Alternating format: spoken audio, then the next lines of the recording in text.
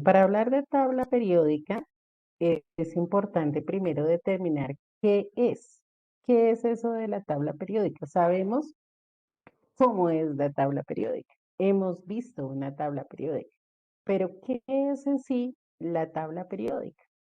Entonces, es un registro de todos los datos, bueno, de por sí que es el instrumento por excelencia de trabajo en química, pero ¿qué encontramos allí? Un registro de todos los elementos químicos conocidos por la humanidad. ¿Sí? Ahí están registrados todos los elementos químicos que se conocen hasta este momento y no solamente los naturales, porque hay la mayoría de los elementos se encuentran en la naturaleza, pero gracias a los experimentos de fusión y fisión nuclear, tenemos ya una gran cantidad de elementos que son sintéticos, que fueron elaborados en el laboratorio, que todavía están en estudio de sus propiedades. Por eso es que estos elementos en la tabla no tienen las propiedades completas, porque son elementos que no han sido obtenidos en la naturaleza, sino que han sido elaborados por el hombre a partir de estos experimentos. Están ordenados en forma de tabla, de ahí su nombre, y están organizados de acuerdo a su número atómico. Están organizados de acuerdo a su número atómico. Mm, mm, Recordemos que ya habíamos dicho antes que el número atómico corresponde al número de protones, cargas positivas que tiene un átomo de un elemento en el núcleo, ¿cierto? Ese es el número de protones. También están organizados según su configuración electrónica, por eso es que nosotros podemos ubicar con la configuración un elemento en la tabla periódica, como lo vimos anteriormente, y de acuerdo a sus propiedades químicas. Esas propiedades que van variando eh, de acuerdo a una determinada cantidad de elementos que también las vamos a ver más adelante, que se denominan propiedades periódicas. Entonces tenemos que es un registro de todos los elementos químicos que están ordenados por su número atómico, su configuración electrónica y sus propiedades químicas. Bueno, tomamos entonces el apunte de qué es la tabla periódica.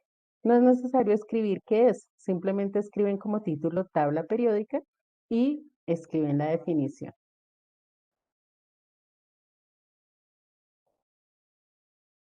Al igual que sucede con muchos procesos, digámoslo, dentro de la química, la tabla periódica no es la excepción y también tuvo una evolución. ¿Sí? La tabla periódica no fue que un día Dmitri Mendeleev se levantó y dijo, bueno, organicemos los elementos de esta forma y ya, y apareció la tabla periódica. No, la tabla periódica tuvo todo un proceso, la organización de los elementos químicos como hoy los conocemos y la forma compacta, digamos, como hoy la tenemos, fue producto de un trabajo de diferentes personas. Empezó con el trabajo de Berzelius, que no aparece aquí en esta línea de tiempo, pero básicamente empezó con él. Berzelius lo que hizo fue organizar los elementos o espérame un segundo que ya te leo el mensaje. Sí, Nicolás, estamos en primer periodo todavía. Entonces, les decía que Berzelius lo que hizo fue organizar los elementos en metales y no metales. De hecho, es una clasificación que todavía se puede observar en la tabla periódica. Todavía podemos ubicar los elementos de esa manera. Esa fue la primera organización que se trató de hacer con muy pocos elementos que habían sido descubiertos hasta ese momento, ¿sí? Entonces eran metales y no metales.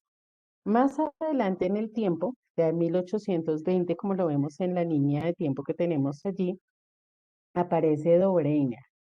Dobereiner establece la organización de los elementos de la tabla periódica en triadas. Triadas quiere decir que eran grupos de tres, pero no eran tres grupos, no eran grupos de tres elementos al azar. O sea, yo cojo estos tres y digo que me van a formar una triada. No. Lo que hacía Dobereiner era mirar de acuerdo a ciertas propiedades que presentaban estos elementos para poder ubicarlos en sus tríadas. Entonces, él podía decir, de acuerdo a la masa atómica, veremos un ejemplo. Entonces, un elemento podía tener como masa atómica 30. Entonces, yo lo colocaba al inicio de la triada. Otro elemento podía tener de pronto una masa atómica de 50. Esto simplemente es un ejemplo para que tengamos presente cómo era que él los organizaba. Y entonces tenía ya los dos elementos de los extremos. En la mitad de esos dos elementos, pues iba a tener una masa intermedia. Entonces buscaba un elemento que tuviera 40, ¿cierto? Y de esa manera, de acuerdo a las propiedades químicas de los elementos, él formaba sus tríadas. ¿Qué pasaba con las tríadas de Dobereiner? Que había un elemento que podía pertenecer a varias tríadas. Entonces, difícil organizarlo de esa manera. Y además, habían elementos que como que no encajaban en ninguna tríada. Y no eran muchos los elementos conocidos hasta ese momento. Entonces, digamos que no fue muy efectivo, pero se acercaba a una organización de los elementos en la tabla periódica. Más adelante, 43 años después, entonces vienen las octavas de Newlands. Y Newlands organiza su tabla, sus elementos o los elementos en grupos de 8. Antes de Newlands, hubo un científico francés de apellido Chanquarteau. No se tiene muy presente porque realmente la clasificación que él hizo, pues no, científicamente como que no tiene mayor trascendencia, entonces no lo nombran ahí. Pero Chanquarteau organizó también los grupos en elementos, en 8 elementos, pero él los colocó como en una espiral, ¿sí? En una espiral. Entonces, como que bueno, ¿qué sentido tiene ubicar los elementos en una espiral? Y adicional a eso, ¿cuál es la funcionabilidad de esa espiral para organizarlos? Entonces, no sirvió de mucho y por eso la propuesta de Chanquarteau pues, realmente no tuvo trascendencia. Tampoco tenía una fundamentación científica válida para poderlo mantener. Entonces aparece Newlands y él organiza los elementos en grupos de 8 de acuerdo a las propiedades que ellos tenían y se va acercando un poco a lo que es la tabla periódica de hoy en día. Aparecen más adelante Mendeleev y Meyer y aparecen los dos en el mismo tiempo porque ambos estuvieron trabajando en la tabla periódica. La atribución del padre de la tabla periódica se le da principalmente a Dmitri Mendeleev.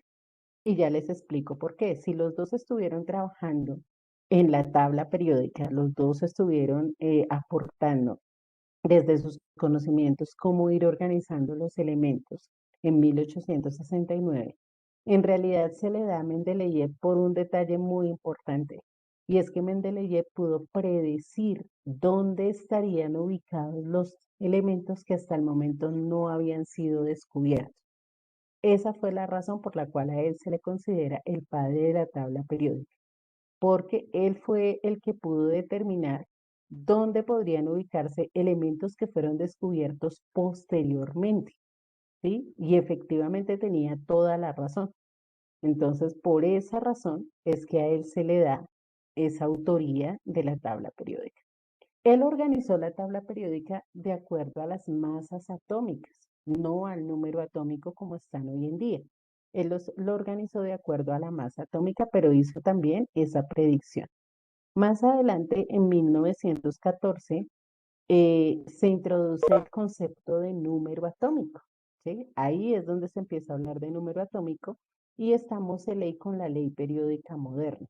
Entonces, él lo que hace es, no cambió la ubicación de los elementos, porque seguía siendo la misma, ¿sí? Pero ahora, entonces se enfocaba, era en el número atómico, que es el número de protones que tiene cada uno de los elementos, y no solamente en su masa atómica.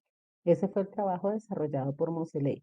Pero vuelvo y repito, así él haya introducido el concepto de número atómico, la tabla periódica se le atribuye a Dmitri Mendeleev. Él es el que se considera autor de la misma. ¿Mm?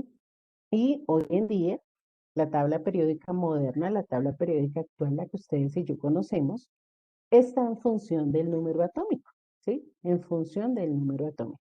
Así tenemos entonces los 131 elementos que a este momento ya aparecen en la tabla periódica, de los cuales hasta el 118, me acuerdo, son naturales y los demás son elementos artificiales trabajados en el laboratorio. Entonces, ese fue el proceso para llegar a la tabla periódica actual. Vamos entonces a colocar allá nuestro subtítulo, Historia de la tabla periódica. Hacemos la línea de tiempo, pero sin tener presente estos gráficos que están en la parte de arriba. O sea, ni los retratos de los científicos, ni el croquis de tabla periódica que tenemos ahí. Únicamente lo correspondiente a la línea de tiempo, ¿sí? A la información de la línea de tiempo. ¿Ok? Entonces hacemos esta parte, por favor. Bueno, vamos entonces a hablar un poco de la estructura de la tabla periódica, cómo es que está organizada nuestra tabla periódica. Entonces, en primer lugar, encontramos los grupos. Aquí los tenemos diferenciados en colores. La tabla periódica tiene 18 grupos.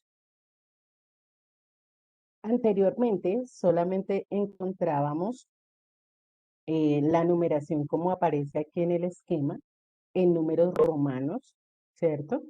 Entonces teníamos los grupos A, que son los que aparecen aquí, los dos primeros, y a partir de esta línea, de la línea 13, entonces tenemos el resto de los grupos A.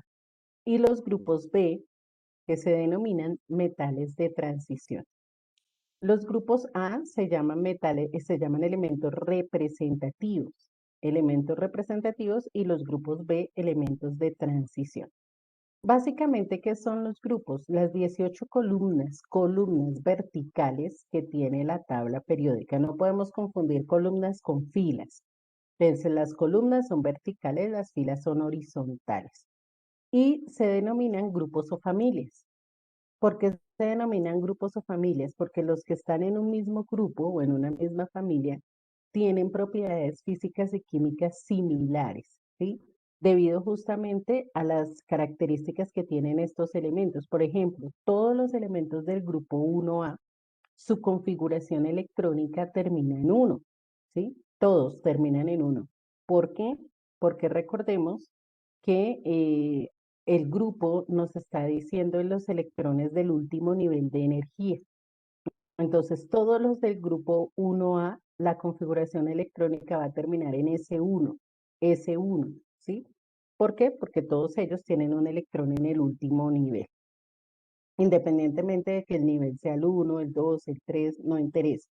Siempre van a tener un solo electrón en el último nivel. Entonces, eso hace que sus propiedades físicas y químicas tengan cierta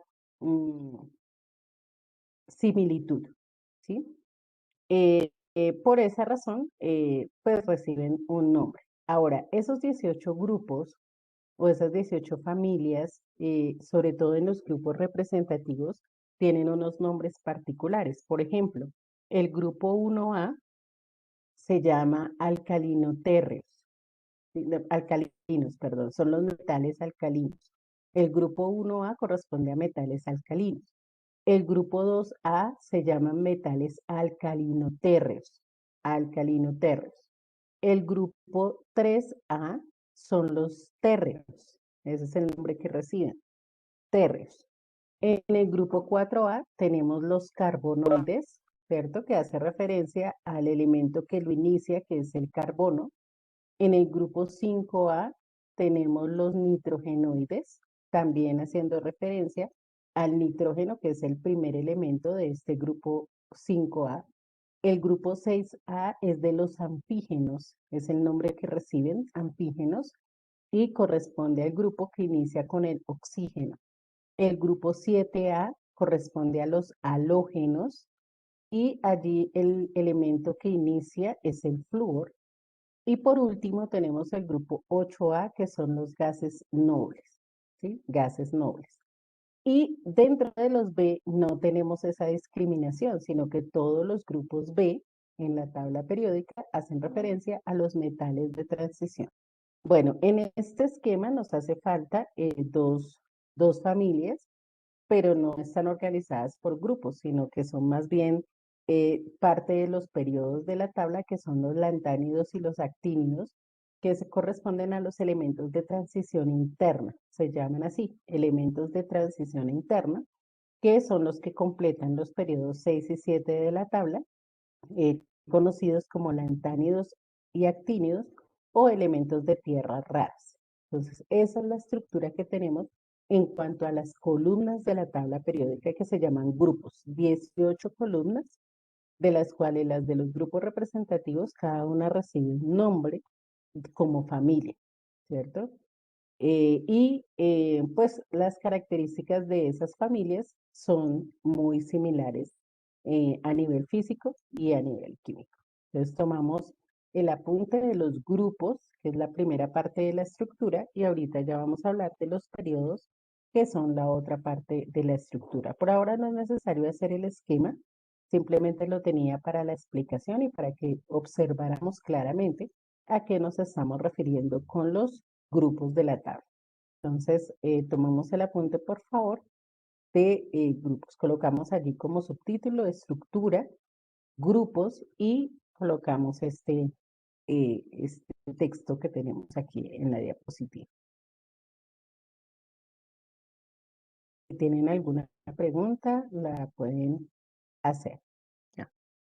La segunda parte de la estructura, entonces, son las filas, que se denominan periodos. La tabla periódica tiene 7 periodos, como ustedes se pueden dar cuenta acá, ¿cierto? Están enumerados de 1 a 7. Y estas dos filas de abajo, fíjense que son continuación del periodo 6 y del periodo 7. Básicamente, esas 7 filas horizontales nos están hablando de los niveles de energía que tienen los elementos en la tabla periódica. Entonces, el periodo 1, perdón, que solamente está conformado por el hidrógeno y el helio, tienen un nivel de energía. Tanto el hidrógeno como el helio tienen solamente un nivel de energía. El nivel 2, que está conformado por los elementos que inician por el litio, ¿cierto? Esa fila, iniciando por el litio, van a tener dos niveles de energía. Todos los elementos de esa fila solamente tienen dos niveles de energía. Pasamos al 3, que es donde está el sodio, y de ahí también en esa fila vamos a tener elementos que tienen tres niveles de energía. Todos los elementos de esa fila tienen tres niveles de energía. Continuamos con el 4, donde está el potasio, y ahí vamos a encontrar los elementos que tienen cuatro niveles de energía. Toda esa fila de elementos, cuatro niveles de energía. Seguimos con el 5, donde está el rubidio, inicia por el rubidio, y tenemos que toda esa fila tiene 5 niveles de energía. Luego el 6, que empieza por el cesio, ¿sí? Tienen todos ellos 6 niveles de energía, incluyendo los de la parte de abajo, ¿cierto? Incluyendo los de la parte de abajo de la tabla, que es la serie de los lantánidos, todas ellas. Ahí en esa fila encontramos al lantano, ¿sí? Y junto con la parte de abajo que está en el mismo color, son los lantánidos. Y por último, tenemos el periodo 7, donde está el francio, inicia por el francio. Entonces, toda esta fila 7 junto con los elementos que están en la parte de abajo, que son los actínidos. Ahí vamos a encontrar el actinio también dentro de esta fila y la continuación que está en la parte inferior, que son los actínidos.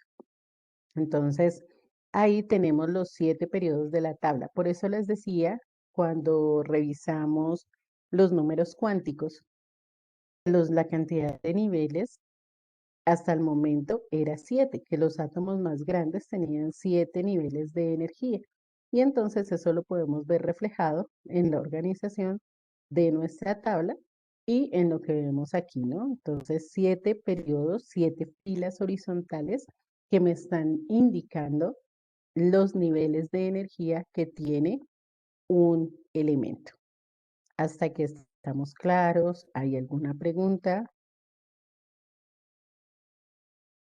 Entonces, la estructura de la tabla se compone de dos partes.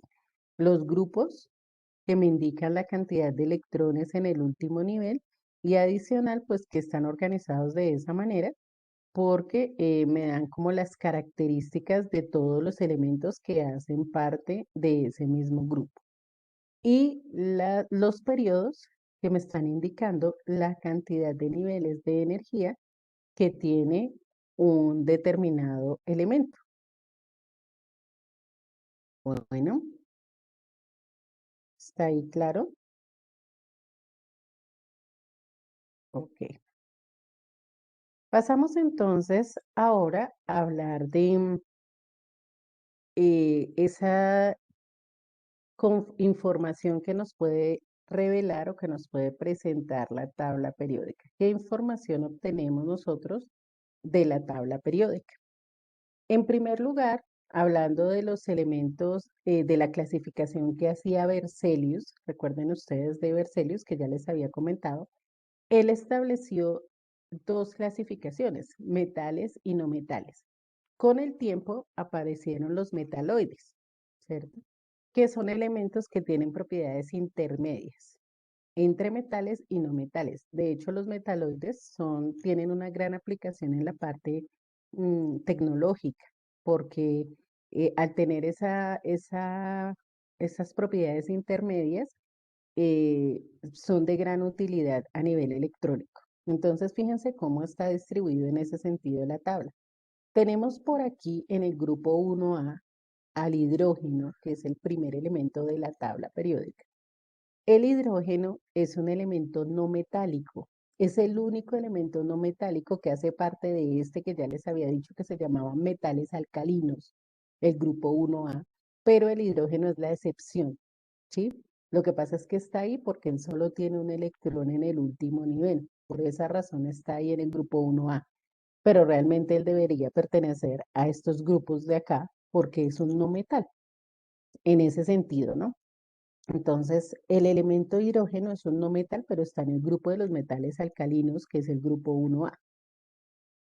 De todo lo que está en gris, entonces son los elementos metálicos. Todos ellos son metales, sean de transición o no sean de transición, son metales. Entonces, el calcio es un metal, ¿cierto? El potasio es un metal, tanto como el hierro, el cobre, el zinc, que hacen parte de los metales de transición, ellos también son elementos metálicos. Todos estos que aparecen aquí en azulito son los metaloides. Es como una escalerita, ¿sí? Ellos son los metaloides. Ahí está el boro, el germanio, el silicio, el polonio, hacen parte de este grupo de metaloides. Y el grupo más pequeñito, bueno, el grupo más pequeño de los metaloides, y luego le sigue el grupo de los no metales, que son los que están en amarillo, ¿sí? Los no metales aparecen en amarillo. Entonces, la primera información que podemos determinar de la tabla periódica es el carácter metálico de los elementos. Y ese carácter metálico también tiene unos valores numéricos, que bueno, no nos vamos a centrar ahorita en ellos, pero si miramos esta información de la tabla periódica, sabremos que los elementos de la izquierda, a excepción del hidrógeno, van a tener mayor carácter metálico que los elementos de la derecha, ¿cierto? Es una medida. Los elementos de la izquierda van a tener mayor carácter metálico que los elementos de la derecha, porque pues de ahí vamos a encontrar justamente los no metales. Entonces, en esta parte, sí vamos a hacer nuestro croquis de la tabla periódica para ubicar metales, no metales y metaloides. No vamos a colocar símbolos de los elementos, sino tal cual como lo tenemos en nuestro esquema ahí en la diapositiva. Entonces hacemos el croquis, ¿sí? El croquis y hacemos nuestra separación por colores. ¿Dónde están los no metales? ¿Dónde están los metaloides? ¿Y dónde están ubicados los metales en la tabla?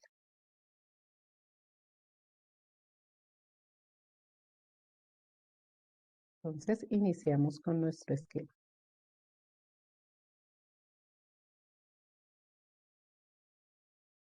Bueno, chicos, entonces teniendo en cuenta que ya se nos acabó el tiempo, les voy a enviar el pantallazo del esquema para que lo puedan terminar y nos encontramos nuevamente en clase el día de mañana.